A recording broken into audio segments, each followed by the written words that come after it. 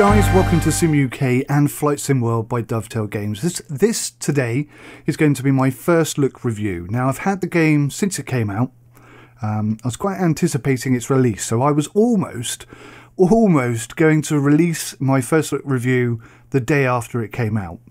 I'm rather glad I didn't, because it's given me time to really iron out some issues and discover some interesting stuff. So what I'm going to do today is I'm going to talk you through how I perceive this title. But yeah, so there's some issues. First issue, let's just start with this. Look how slow this is. Whoa. That's like slow motion. Now, FPS in flight sims is quite important. Now, I'm running 3 screens. And when I put this game into full screen, which is what it's running at the moment, we are hitting some seriously low FPS issues. Now, I've got 3 screens, as I say. If I take this out of full screen, this menu that we're on now, which is struggling to maintain 27 FPS, will suddenly shoot up to 120. Now, that's a considerable improvement, and that's kind of how it translates into the game as well. So for this review, I'm just going to do the rest of it in windowed mode, which is slightly smaller than 1920 by 1080, and then I'll resize it to be 1920 1080 so that it looks normal for you guys. So that's the first issue. That's discussed now. I think Dovetail Games could probably do something to sort that issue out. And there's more to discuss about multiple screens as well, but we'll get to that in a minute. Now I'm just going to very quickly drop out of this and go back into windowed mode. Okay guys, so literally dropped out of full screen, gone into windowed mode, and now look at the menus. That's how it should be. That's instant. That's 120, 115, 121 FPS. That's what's happened there. Massive improvement. So, first look then, first impressions on the layout, the design and everything. Pretty nice. I can see what direction Dovetail Games are going in with all of their titles, and it kind of, if you've already got Train Sim World, you'll notice many similarities here, like the colour of the blue, the styling of the icons, etc. They're trying to do a across the field kind of coverage, which is quite clever actually. They'll be the first simulator based games company that does that. And off the top of my head, without thinking about it too hard, I can't really think of another game development company who have such a broad range of simulation at such a high level.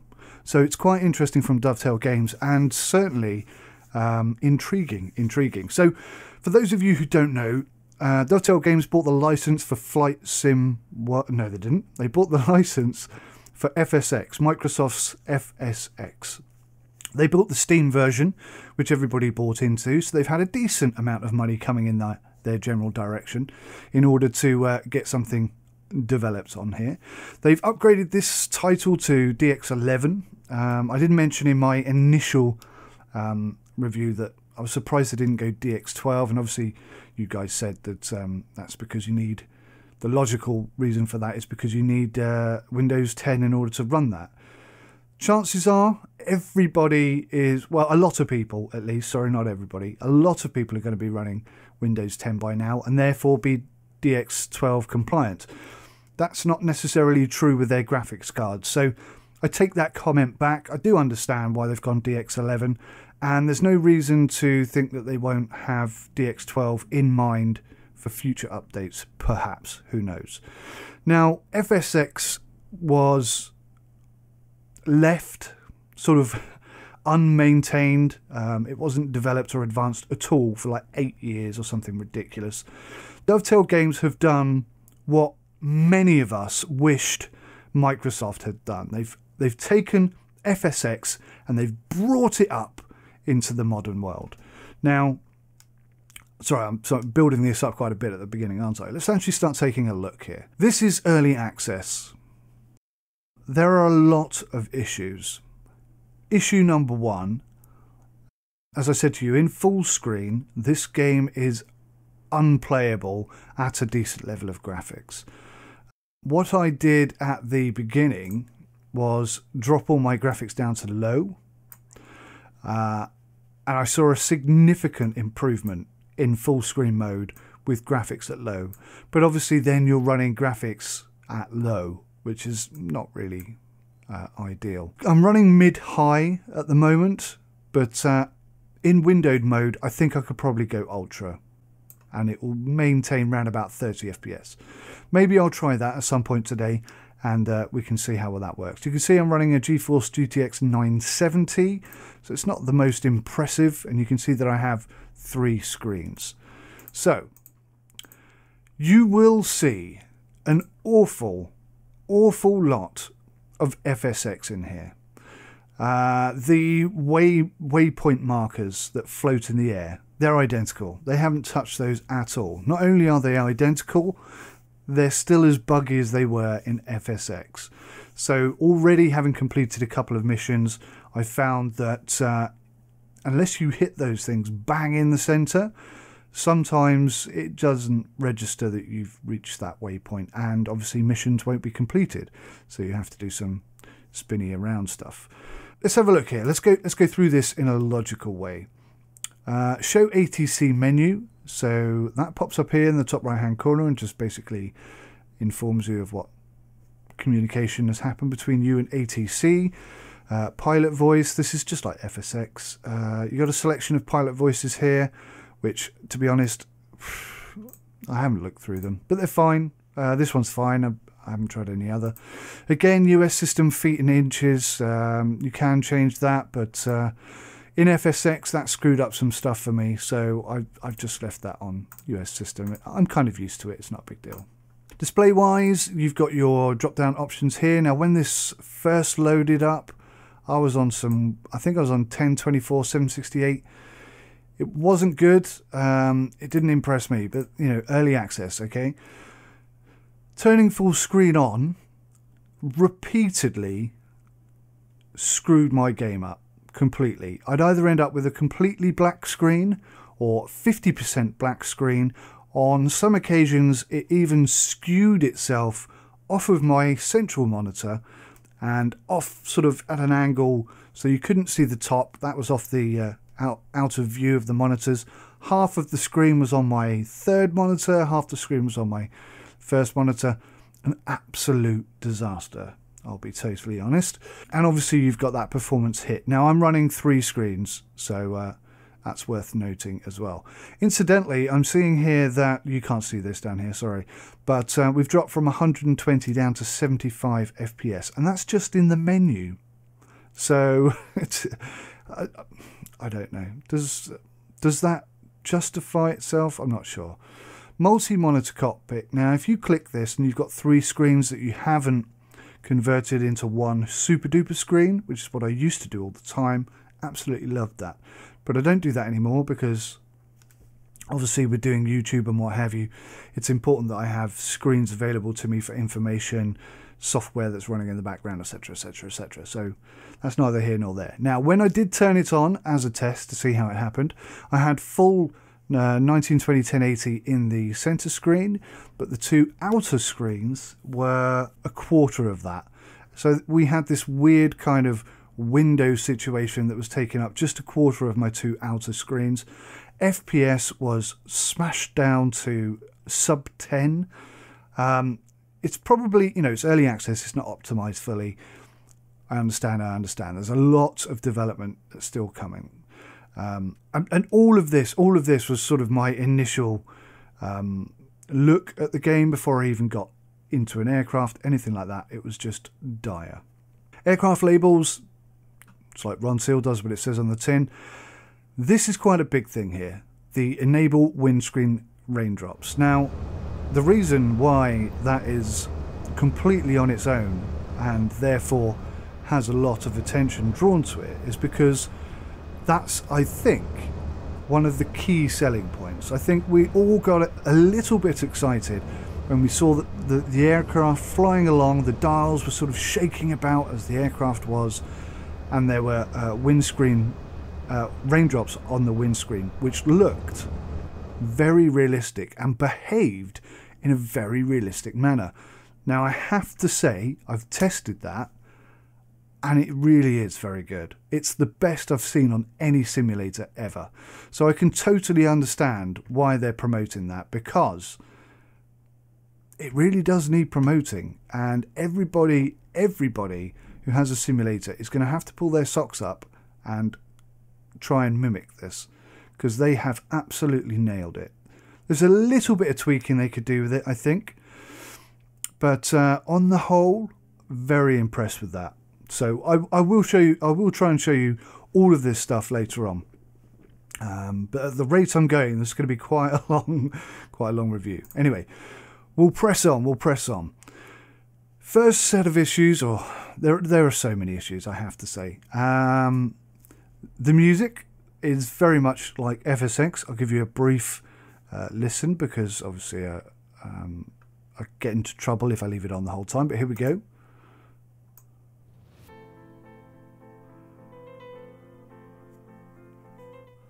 So there you go. Now, if you listen very carefully, I've set it down to 0, and you can still hear it in the background. You may need to turn your monitors up, I don't know. So you have to turn it off to turn it off. UI sounds awful. Oh, Jesus, where did that come from? You can, oh, blimey. You can't turn it up or down or anything. It's either blow your head off or nothing at all. So I'm going nothing at all, because that is horrific. Again, like FSX, and I actually genuinely really like this. You can pick your, you can separate your audio and your speech, which for a flight simulator is brilliant, and I'm glad they've kept that. So some of the good things they've kept from FSX, which is good. Here is where I have had my most serious of issues. Now let me explain. This has changed a tad from FSX times. In fact, you know, the whole UI has changed a tad since FSX time. I've kind of been on a bit of a roller coaster with it. At first I really liked it, and then I had so many problems with it. I hated it to bits. Now that I've spent some time with it and I'm starting to understand how to put it all together and how to get it to do what I want it to do, I'm starting to like it again. So the UI at the moment for me is actually pretty good. We're about a 6 or a 7 out of 10. Maybe 7 or 8 at a push. We're not quite there yet. The issues are, and they are quite considerable issues. There's calibration for keyboards, but no calibration for controllers. This whole null zone sensitivity rubbish, hate it with a passion. You can see here I'm running X56 hot ass stick. This is quite new to me. I was running the Black Widow hot ass controller previously, but that is an extremely bug controller these days. If I plugged it in, it would shut Steam down. So I had to go out and buy this X56 so that I could actually fly some sort of military-based planes. I'm getting into DCS world quite a bit, but my old controller just wasn't suitable. I have a full Cytec flight system. Some of you will know I sold my car to buy a full Cytec flight system. So I've got the radio, the panels, the throttles, everything. But that's not suitable for sort of tactical military flight sims. So I've got 2 sets. Anyway, today I'm being lazy and I'm on the X56. Sorry, I digress slightly. The issue here, and I've finally fixed it. You start off, everything starts off in the middle, like so. Okay, so the throttle I was finding was not going to 100% or 0%. So in some of the missions, he was saying, put the throttle to 100% to continue. So I tried, and it was like, nope, nope, nope, not happening. And he just repeats himself like a million times. And I just thought, my God, this game is so buggy, it's unbelievable. How can anybody play this piece of crap? It's an absolute disaster.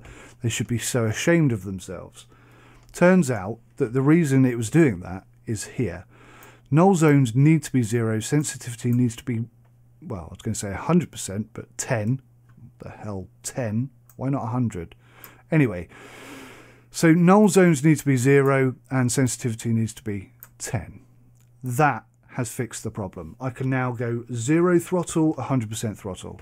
In addition to that rather significant and incredibly annoying problem is that frequently it does not seem that my configuration changes are being saved.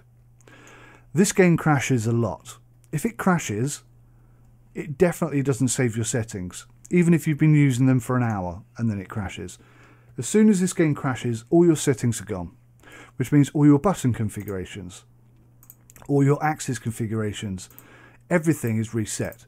Calibration, I admit, does seem to stay. I haven't had any issues since I set that, but this game crashes out a lot, and when it does, everything kind of goes back to the beginning. And the beginning is bloody awful. There's absolutely no logic whatsoever based on their predefined setup. All this needs to change. I'm going to change all this now, in fact.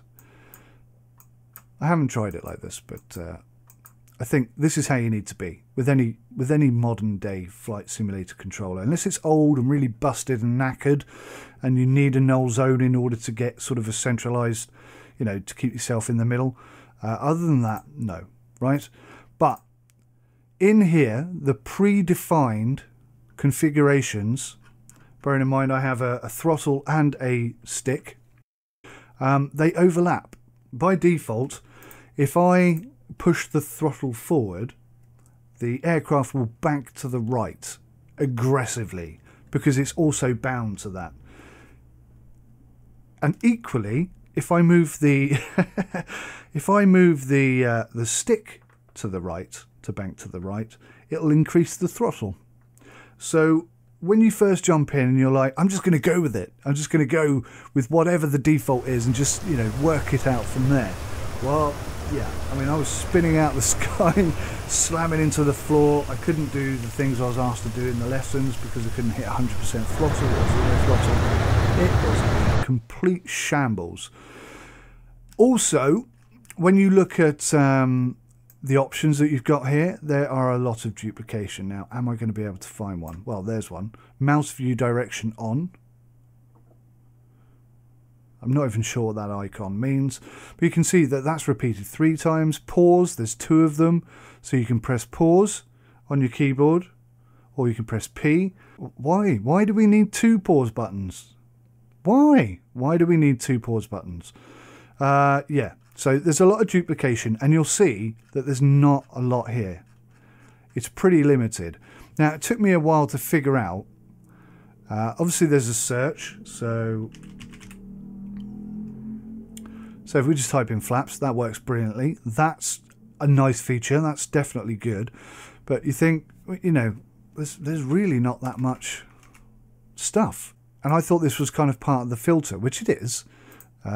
This is like, these are buttons that control the, what's this? Oh, recording. I haven't looked at that. I'll have to look at that. This is just for the simulator itself. This is basic controls of the aircraft, but if you go to all events, then you can see that there are a considerable number of options here, which I did not spot at first, I have to admit. Fortunately, Track IR works straight out of the box, and it works really well. No problems with that whatsoever. But for a while there, I was like, this is crap. I was like, my God, this is like a dumbed down idiot's version of Flight Simulator. I was so upset. I really was. 2 really important things you need to think about. First thing is, this is early access. Openly, they admit that. There's a lot of work to do, which is good. It's the right way to do it. I personally think if you're going to do early access, you ought to knock the price down because people are investing in your idea rather than in a product. I've said that a lot of times. I believe it to be true. I think that's the fair way to do it. They haven't done that, or maybe they have done that, I don't know. But you can buy this for £20, or if you bought Dovetail Flight School, you get it for free. That is very clever marketing. Well done. And I actually really like it. But there are a lot of problems at the moment. A lot of problems. So you go through, you reassign, you adjust, and you fix, or you set up your joystick, your controllers, and everything is set and ready to go. And you're like, okay, good, let's get on, let's do it. But it just, so many times now I've done this, so many times. Let's just see here and see if it's done it. Okay, good. So it's actually saved my settings. My recommendation to you guys is if you go in and you change all your settings, close the game down. I don't mean aggressively, just close it down and load it back up again. That seems to save all your settings. If you don't do that and you go and fly somewhere and it crashes, and it probably will crash because it's crashed on me a lot, then you'll lose it all and you'll go back to the default, which is an absolute disaster. Okay, let's move on. Realism. Current realism, I always have it on hard. This is Sim UK Ultimate Realism. Always have it on hard. I am not a brilliant pilot. I'm not a real life pilot, and I'm not a brilliant sim pilot either.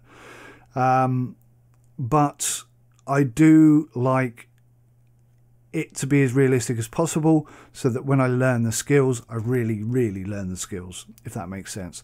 So everything is on, and when I started, I even have random flight failures on. But that was back when I didn't realise that some of the axes were double bound, and I kept falling out the sky, and I thought, bloody hell, you know, I've only flown 150 feet, and it seems like something's broken on the aircraft already. So I turned that off. But I like this feature, random flight failures. I think it's good.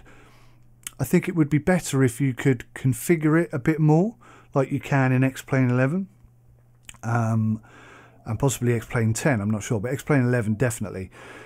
You can do that. I just worry about what the random failures might be and how frequent they might be. I don't like the fact that I have no control over it. Okay, you could argue that that's all about the ultimate realism, but I am then stuck with whatever Dovetail Games have deemed as realistic. And I don't know if I trust that or not. So we'll turn it off for today, just so nothing happens. Everything else is as realistic as possible. Crash tolerance is... Actually, that looks really high. I think that might be incorrectly labelled. Crash tolerance seems really high, whereas if you want it to be realistic, I would imagine that would be low. So let's just go to hard. Yeah, I think they might need to rename crash tolerance or reverse that. Who knows? Right. This is my profile. I like the profile. You get to pick your home airport, your language, your location, obviously, and your name details. Very good. Credits. I'm not being funny. That doesn't belong here. That really doesn't belong here. You need to get rid of credits. Not get rid of it, but just get it out of here. That's not where it belongs, I don't think, personally. So that's the menu. Pretty much covered by me there, guys. Just checking I haven't forgotten anything. Settings, profile. Ah, here we go. This is what I was looking for. This is your progress profile, and I'm at 25% already.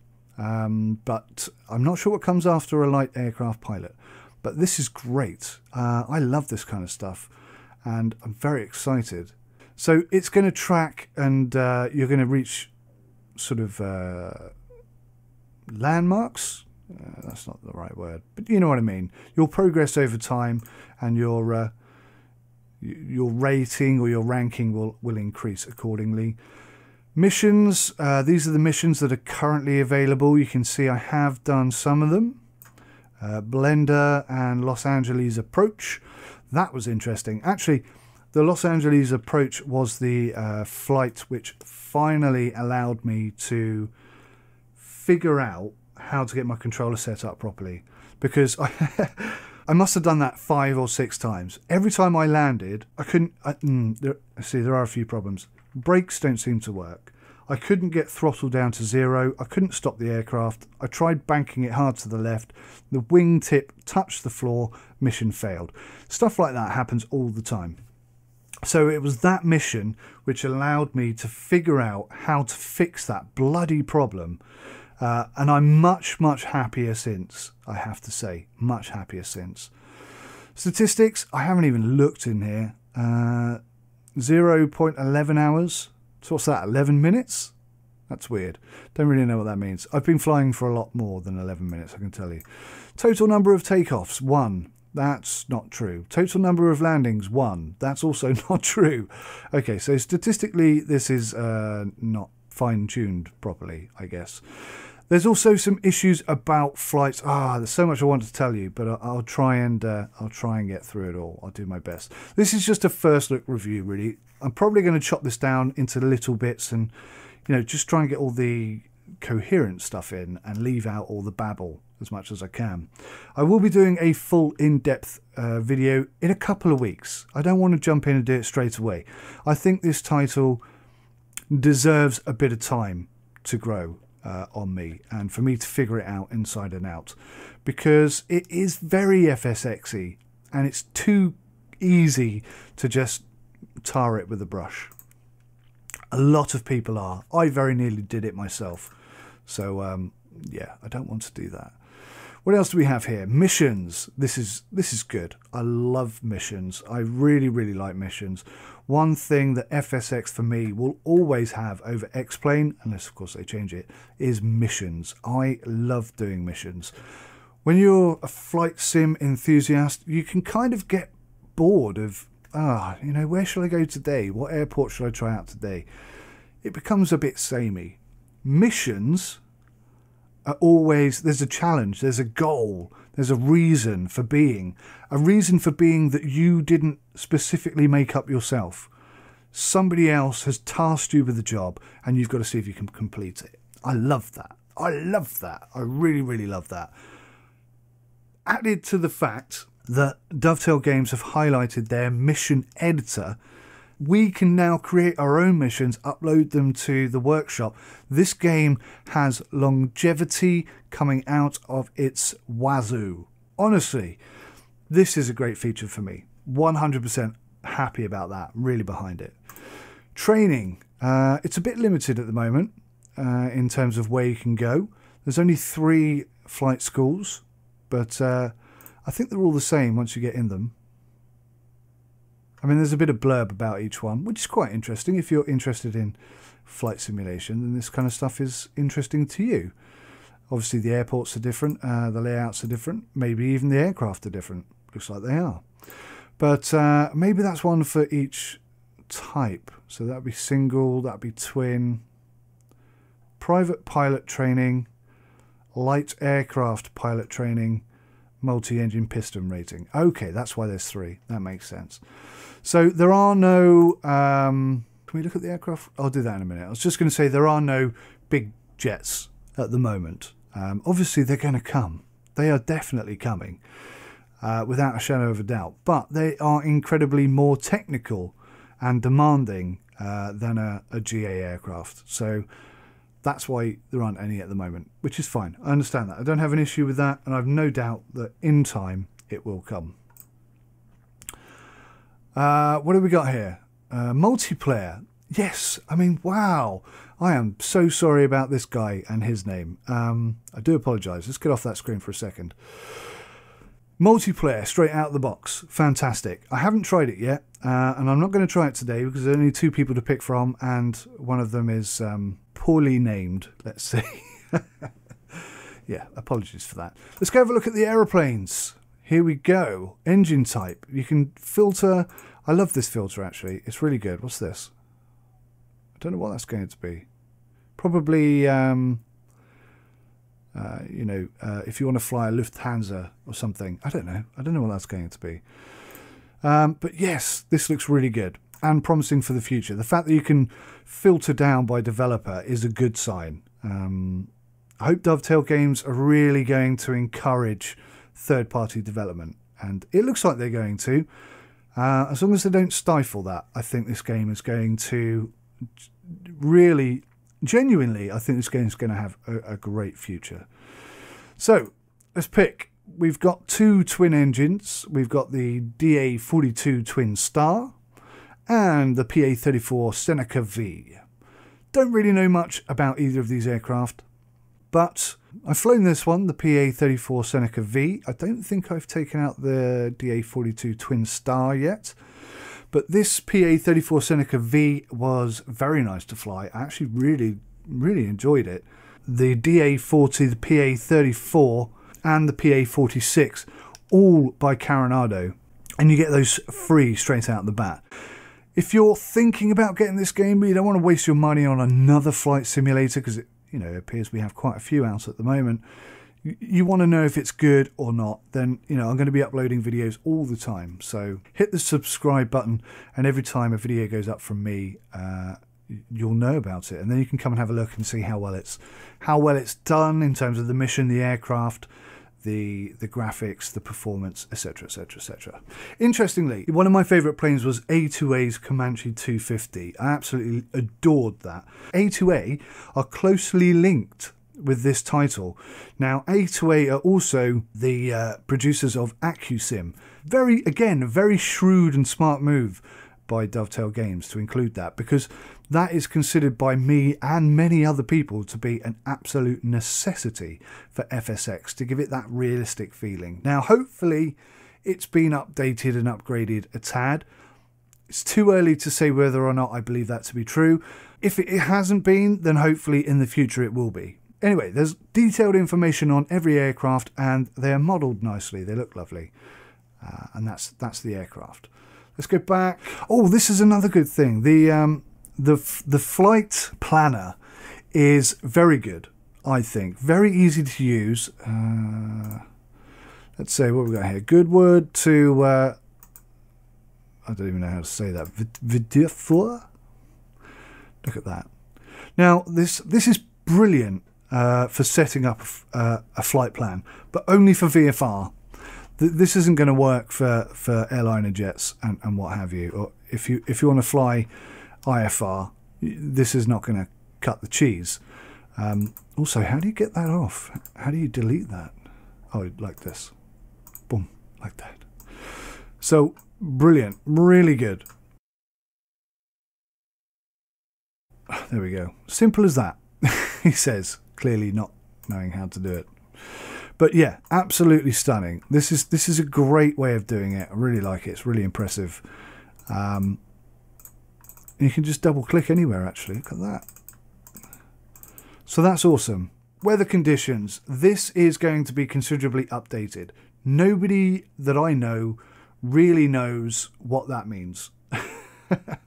But you can pick from quite a few sort of situations, but you can't modify anything, and it's not dynamic. It won't change over time. So if you're doing a flight around the entire planet and you put building storms, it will be building storms the whole way there, and there's nothing you can do about it.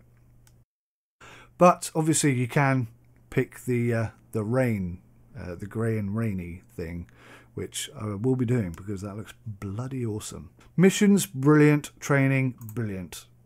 In terms of actually having it. Now you can see I've done 2 here and nothing more. Now the reason for that is because in straight and level flight I was asked repeatedly to put the throttle at 100%. Now this was back when I didn't realise the axis was also bound to the controller, so every time I put the throttle forward the plane would bank to the right, and oh, there's a whole load of stuff going on. When he wanted me to do 100% throttle I couldn't, because obviously that wasn't bound properly and there were just loads of issues. I'll come back to these, I'll do these and I'll upload them so that you guys can see what it's like before you invest your hard-earned money. So, wow, so much to talk about. So I think the most important thing to remember about Flight Sim World is that they have really acknowledged and pulled in the some of the best third-party development teams from FSX. A2A are involved with their AccuSim technology already implemented as part of this package. Coronado, the well-known, well-renowned FSX third-party aircraft development team, have actually come in, and the DA40, the PA34, and the this is brilliant, by the way, the Seneca, wow, fantastic aircraft, and the PA46, all by Coronado. In addition to that, they also have integrated Orb FTX Global textures, which is really quite impressive. I was impressed when I heard that announcement. I'll have to be honest. As I say, I'm going to be doing all the missions and all the training sessions in as many videos as I can, and uploading those, so you'll get access to that. You can see all of that right here at SimUK. Hopefully you'll join me for each of them as we progress slowly but surely through the entire thing. I'm also uploading a mission every single week, so that's pretty much it for me, guys. Thank you so much for watching. Take care of yourselves. Until next time, goodbye.